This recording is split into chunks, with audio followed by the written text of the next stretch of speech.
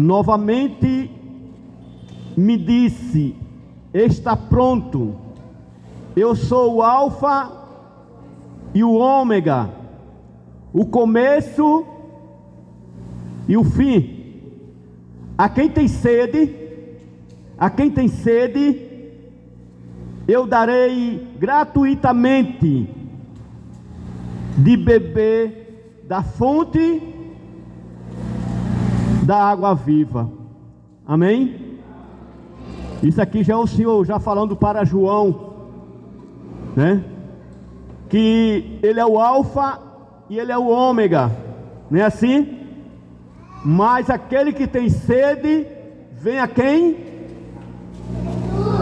A Jesus. A criança dizendo, tá vendo? Vem a Jesus. O vencedor herdará tudo isso, e eu serei seu Deus, ele será o meu filho. Palavra do Senhor. Eu sou o quê? O Alfa e o quê? E o Ômega. O começo e o quê? E o fim, né? Jesus Cristo, ele é o Alfa e o Ômega, o princípio e o fim de todas as coisas. Por ele foi criado todas as coisas, por ele existe todas as coisas, e para ele também.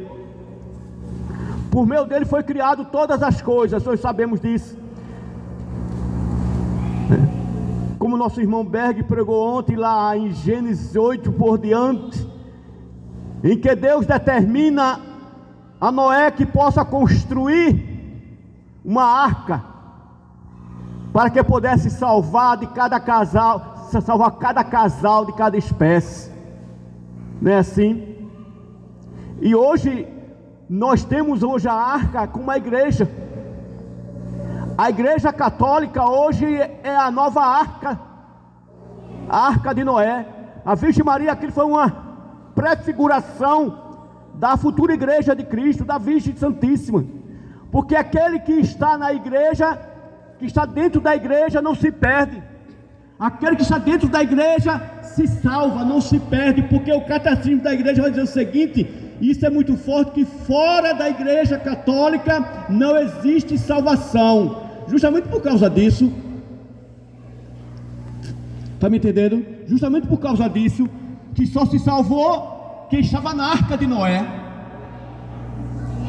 E a arca de Noé hoje é a igreja católica. Amém? Mas vamos voltar para aquilo que nos interessa, que é uma água viva, que é uma água viva, uma água diferente, uma água que matará a sede eternamente. Não é assim? Verdade ou não? Uma água pura. Lá em João, quando Jesus também tem um encontro com a samaritana, Jesus vai ao encontro daquela mulher. Parece que Jesus tinha marcado um encontro com aquela mulher, não é verdade? Porque de meio-dia Jesus chega com seus apóstolos naquele poço de Jacó,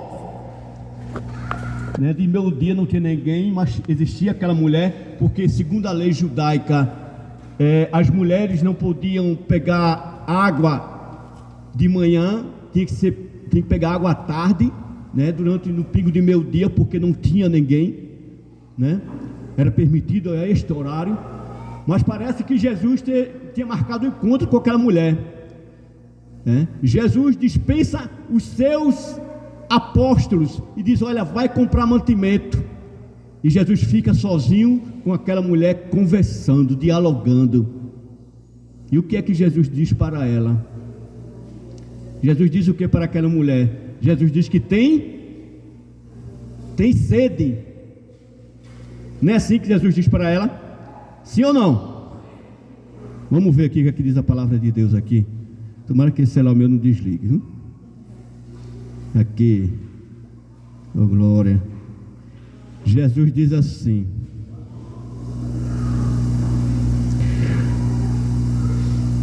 respondeu-lhe Jesus, Jesus pede água para a mulher, aquela samaritana, e aquela samaritana diz o seguinte, que o poço é fundo.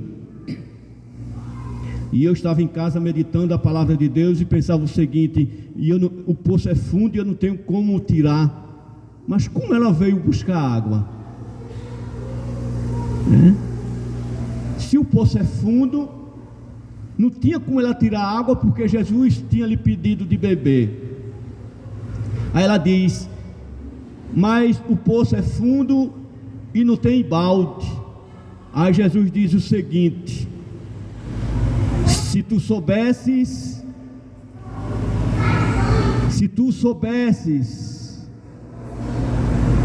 respondeu-lhe Jesus, se conhecesses o dom de Deus, e quem é que te diz, dar-me de beber, certamente pediria tu mesma a ele, e te daria uma água viva, uma água pura, né? Jesus foi ao encontro daquela mulher. A intenção de Cristo, de fato, para pedir água àquela mulher, era para explanar um diálogo com aquela mulher. E aquela mulher, quando Cristo diz que se tu soubesse de fato quem está te pedindo água, tu que pediria, vinha a mim e pediria, não é assim? E Cristo, e ela diz, volta para o Senhor e diz, então dá-me desta água, né? Dá-me desta água. E Cristo, ela disse, então volta e chama o teu marido, chama o teu marido. E ela diz, eu não tenho marido. E Jesus diz, de fato, ali houve uma palavra de ciência, o Senhor, ali houve uma revelação ali, e o Senhor diz, de fato, tu tiveste 4 maridos, e o que tu tem agora não é teu. Tiveste 4 maridos, e o que tu tem agora não é teu, né? Mas Jesus, ele tem sede, né? Ele tem necessidade da gente. Às vezes muitas pessoas dizem o seguinte por aí, que Cristo, que Deus não precisa da gente. Teoricamente ele não precisa da gente, porque Ele é Deus, Ele é Deus, Ele é o Senhor. Mas ele tem sede. A Virgem Maria, quando encontra-se com Isabel, ela engrandece, ela diz no seu magnífico seguinte, a minha alma engrandece ao Senhor. E Deus precisa ser mais engrandecido? Precisa. Pelos nossos olhos humanos? Não. Aí a Virgem Maria diz, a minha alma engrandece o Senhor, né? E exulta, né? O meu espírito em quem? Em Deus, meu Salvador. Queremos dizer o seguinte, que esta água viva que Cristo quer nos dar, ela está aqui presente entre nós. Esta água viva, esta água pura, que cura, que liberta, o Cristo está ansioso para dar a cada um de nós. É preciso que nós abrimos o nosso coração para uma vida diferente, para uma vida nova. É preciso que deixarmos de fato que o Espírito Santo deixe brotar em nós, como disse lá em Apocalipse, que João viu e viu a água descendo do trono da graça do Rei dos Reis. É preciso a gente acreditar nisso, ou não, para que possamos de fato a nossa vida ser transformada. Nós precisamos. Às vezes nós bebemos de muitas águas por aí afora. Às vezes nós bebemos, praticamos muitas coisas que não convêm a Deus.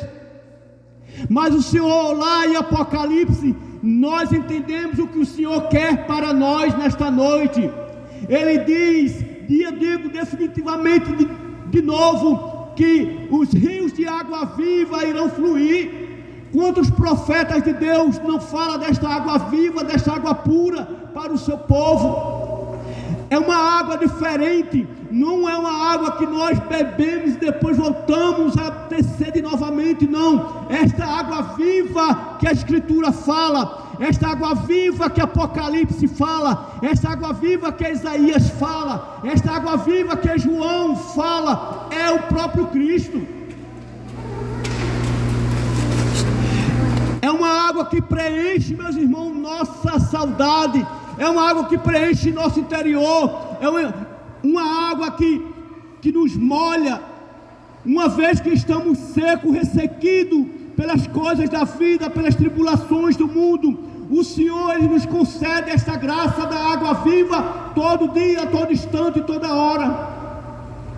Mas é preciso eu desejar do fundo da minha alma esta água viva que é Cristo Jesus. Algumas pessoas dizem o seguinte, que a verdade liberta. Aí eu digo, mas não é toda a verdade que liberta. Não é toda a verdade que liberta. A verdade que liberta é Cristo.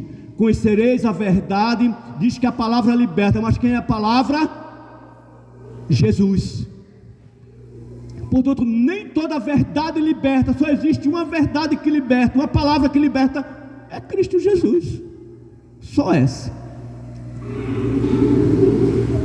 E o Senhor, Ele tem desejo, Ele tem anseio por mim, Ele tem anseio por você, Ele tem anseio por Ana Cristina, Ele tem anseio por Bartolomeu, Ele tem anseio por Maria Matias, Ele tem anseio por cada um de nós. Ele tem desejo de derramar sobre nós a sua água viva, a sua água pura. Vamos ver aqui o que o profeta Isaías está dizendo aqui para nós também nesta noite. Faz 14 minutos de pregação. Isaías 44:3 diz assim: porque derramarei água sobre o solo sequioso, farei correr sobre a terra árida, derramarei meu espírito sobre toda a posteridade e minha bênção sobre teus rebentos. A água sobre todos os solos sequiosos, os solos secos, que muitas vezes somos nós, nosso coração. Como está teu coração hoje, nesta noite? O que você veio fazer hoje aqui no louvor? Alguém pode dizer em poucas palavras assim? Você veio apenas ver João pregar, ver Berg pregar ontem? Veio apenas, após o louvor, comer o lanche ali, um cachorro quente, um pedaço de bolo? O que você veio fazer hoje aqui? Eu não posso dizer que eu me banho na água viva, na água pura, e permanecer a mesma pessoa. Eu não posso. Posso sim ou não? Posso? João pode dizer que profetiza, que ora em línguas, que o Espírito Santo está sobre mim e permanecer a mesma pessoa? Sim ou não? Não. Porque o Espírito Santo, ele transforma a vida das pessoas.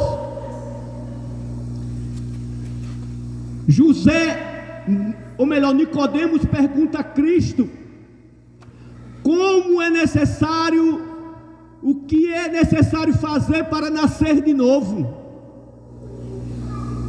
E Cristo diz para Nicodemos o seguinte: é preciso nascer de novo. Amém. É preciso nascer de novo. E Nicodemos não entende quando Jesus diz para ele: é preciso nascer de novo. É preciso entrar no ventre da minha mãe de novo. Jesus diz: não, porque aquele que não nascer da água e do Espírito não tem parte com Deus. Amém? É preciso deixar-se encher do Espírito Santo. É preciso deixarmos-nos ser embriagados pelo Espírito Santo de Deus. É preciso deixarmos ser a grande graça do Espírito Santo, assim como aconteceu em Pentecostes sobre nós. Nós achamos tão difícil isso. ser embriagado pelo Espírito Santo, né? Mas nós acreditamos muitas vezes quando alguém está possuído pelo demônio. Mas não acreditamos muitas vezes quando tem um irmão que é possuído pelo Espírito Santo. E aí? Qual é o mais fácil acreditar? Que uma pessoa está possuída pelo demônio ou que está possuída pelo Espírito Santo? E muitas pessoas acreditam nisso. Muitas pessoas acreditam de fato que fulano pode ser possuído pelo demônio, mas não acredita que o Espírito Santo pode possuir um ser humano e acontecer graças extraordinárias. Porque nós não podemos mais permanecer as mesmas pessoas de outrora. As minhas práticas antigas não devem mais permanecer na minha vida. O que eu fazia antes não posso fazer mais agora. E existem muitas pessoas que não entendem isso, porque nós, a Igreja Católica, deixou, e o grupo de oração também deixou de pregar a conversão, deixou de pregar muitas vezes o inferno para o irmão, porque acha que tudo é amor. Ah, Jesus é amor, sim, Jesus é amor, mas também é justiça. Deixa eu dizer uma coisa para você: Deus, Ele anseia por nós, Deus tem desejo por mim e por você. Deus espera a nossa conversão, mas se nós não nos convertermos, se nós não mudarmos de caminho, o Senhor virá sobre nós com sua força. E diz a palavra de Deus o seguinte, meus amados, que no dia do julgamento, o seu julgamento será sem misericórdia. Você está me entendendo? Sim ou não? Eu quero dizer o seguinte, que você não pode mais permanecer a mesma pessoa. Você não pode estar aqui diante do altar do Senhor, recebendo a Eucaristia. Você não pode estar aqui diante da Santíssima Virgem Maria, rezando o teu texto, o teu rosário. Você não pode estar fazendo tuas novenas de São Miguel Arcanjo, mas que no entanto depois tu estás no centro espírita, tu estás desejando o mal para o irmão, tu estás desejando as maldições, lançando palavras de maldição sobre a vida delas. Portanto, isso está errado. Tu não pode servir a dois senhores, diz a palavra de Deus, porque Deus é um Deus ciumento. Você está me entendendo o que eu estou dizendo, sim ou não? Não balança a cabeça só porque eu estou perguntando, não, mas se você entendeu de fato. Hoje em dia, o mundo está se fechando. Existe um país por aí, um país de esquerda, que estão fechando as igrejas católicas, fecharam a maioria das rádios católicas.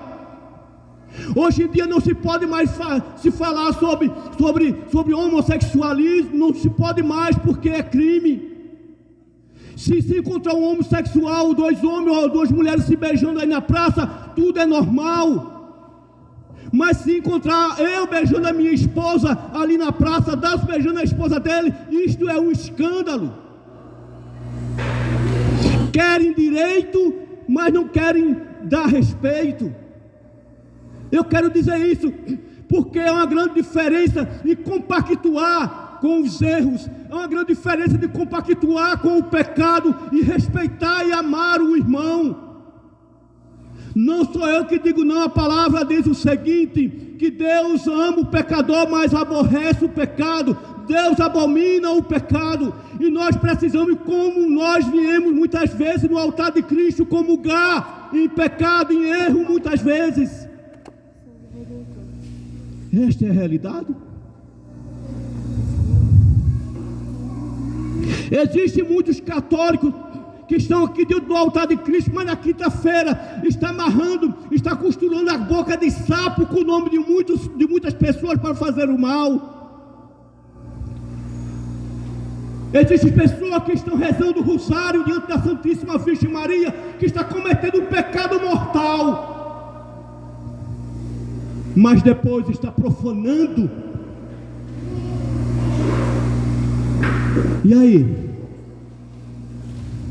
Há pessoas que estão impregnadas com os malefícios do mundo, com os malefícios de Satanás.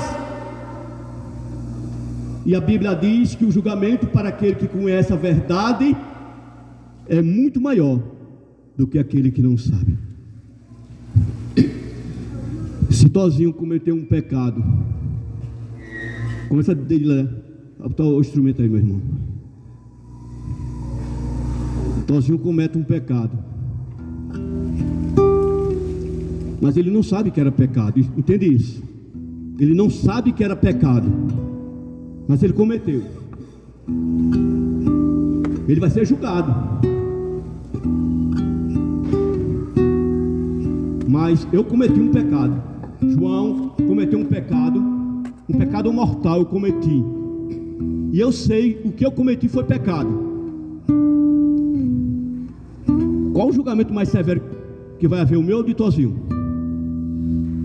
Hein? Qual o julgamento mais severo? O meu, porque eu sei que aquilo é pecado.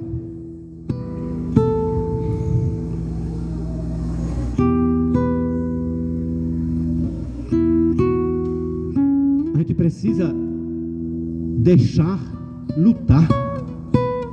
A gente é um católico muitas vezes que tudo pode fazer. Um católico que tudo pode. Se tiver uma festinha aí bem pertinho aí, é assim. É 2 ônibus, 3 ônibus. Pessoas vão e vêm de madrugada e não abre a boca com sono. Mas quando está no grupo de oração, na igreja, na missa, fica olhando para o relógio e diz: mas esse padre demora demais. Mas não é assim que a gente faz? Verdade ou não é? Mas para mudar tudo isso é preciso a água viva. A água viva, o Espírito Santo.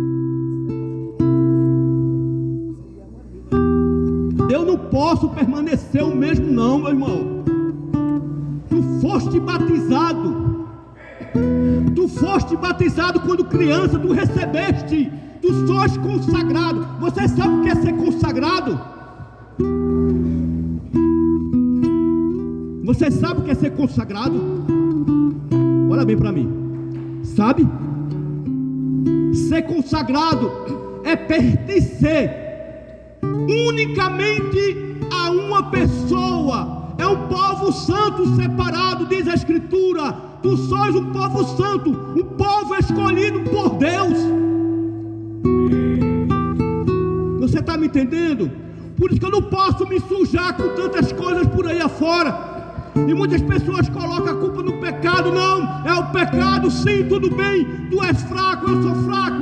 Somos humanos, fraquejamos sim, pecamos sim, mas a graça está aqui na igreja de Cristo. Existe a graça da reconciliação com o Senhor. Existe o sacramento da reconciliação. O sacerdote está aqui, está ali nas quinta e nas sexta-feira para nos reconciliar com Deus. Mas não quer dizer que tu tem que pecar todo sempre não, meu irmão.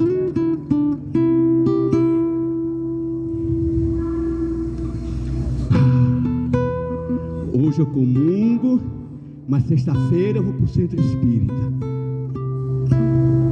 Hoje eu comungo, mas quando eu sair daqui da missa eu vou para o barzinho ali, tomar uma cerveja.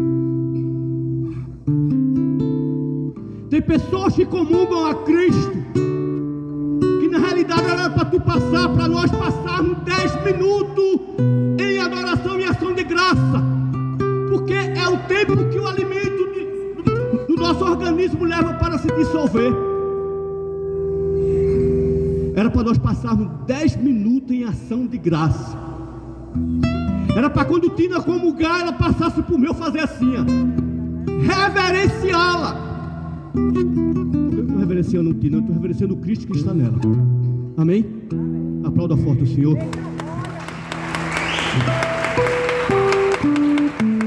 Mas essa é a verdade. E às vezes nós católicos, nós achamos que estamos comungando qualquer coisa.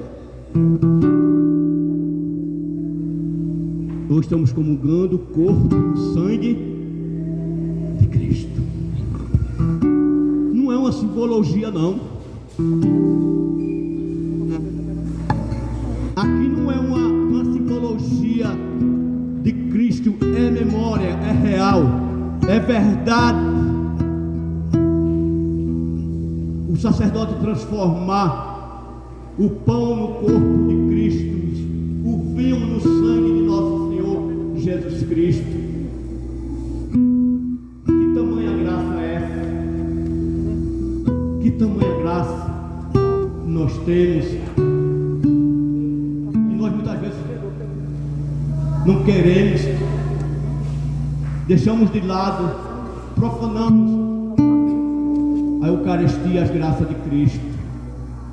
Quando nós deixamos, quando nós preferimos muitas vezes as coisas daí fora, em vez da ceia, profanando.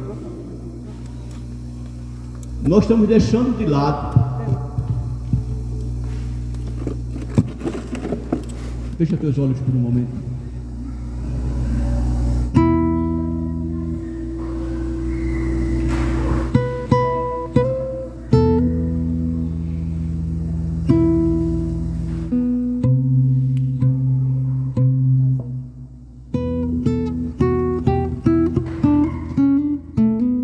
Muitas vezes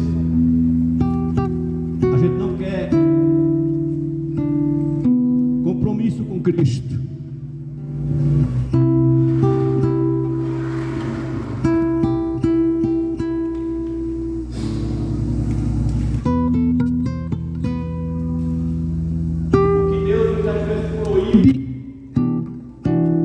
Nós fazemos muitas vezes.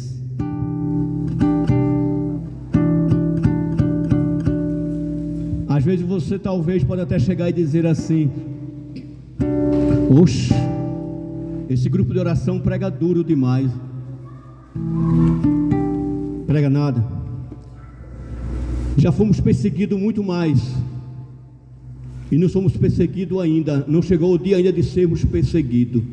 E eu dizia em casa o seguinte: se for um dia para eu ser preso por causa da igreja, que eu seja um dia. Que eu seja um dia.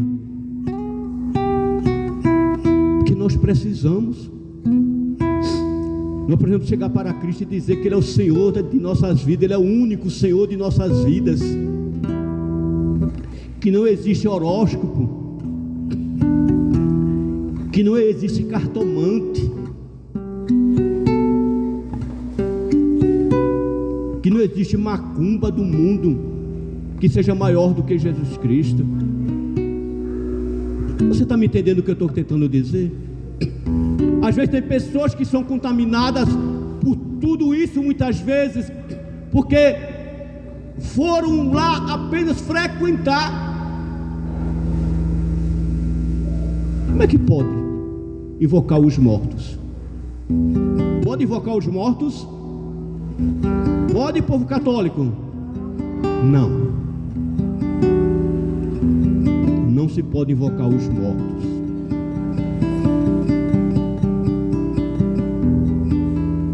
A gente precisa conhecer para falar daquilo. Precisa se encher da graça de Deus. Em vez de enchermos, em vez de levarmos defumado no rosto, em vez de tomarmos banho de limpeza, em vez de nós tomarmos banho com sal grosso, nós precisamos nos encher da graça do Espírito Santo de Deus.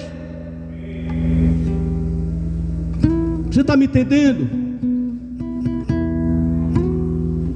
Basta um incenso na tua casa para que as coisas possam melhorar, mas não é assim que dizem. Cristo morreu por mim e por você na cruz. O sangue dele remiu todos os meus pecados, remiu todos os pecados da minha comadre Eduarda.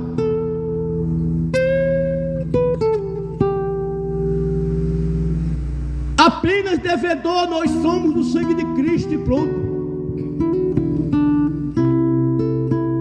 Não tem Zé Pilintra, não tem Giramundo, não tem nenhum desses. Entendeu? Não tem Iemanjá, não tem. É Cristo. Foi Jesus que morreu por mim e por você na cruz. É Ele que se dá no altar por mim e por você na cruz. A cada missa que está aqui, que o sacerdote consagra, é o sacrifício da Santa Missa. A cada missa é um sacrifício. É Cristo se sacrificando por mim e por você.